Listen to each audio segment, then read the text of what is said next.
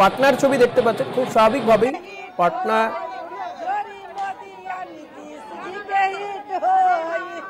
धर्मशिला शर्मा बोलत बिहार सुनी पवन के पुकार बम्फर जीत होई जोरी मोदी या नीतीश जी के हिट होई जोरी मोदी या नीतीश जी के हिट हो फिर से एनडीए सरकार बिहारी है जी, अरे बहुत संस्कारी है जी, अरे मिट्टी को सोना करने वाले हम बिहारी हैं जी, और आरजेडी को हराने वाले भाजपा के हम बिहारी हैं जी।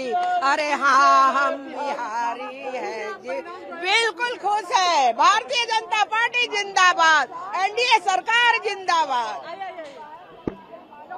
मैम से चलो शंख बजवा दो।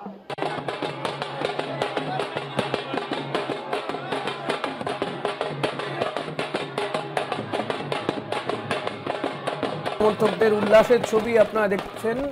195টা আসনে এগিয়ে গিয়েছে এনডিএ জোট এবং মহাগঠবন্ধন 43-এ নেমে এসেছে। খুব স্বাভাবিকভাবেই আজকের দিনটা তাদের এবং তারা উচ্ছ্বাসে মেতে উঠেছেন।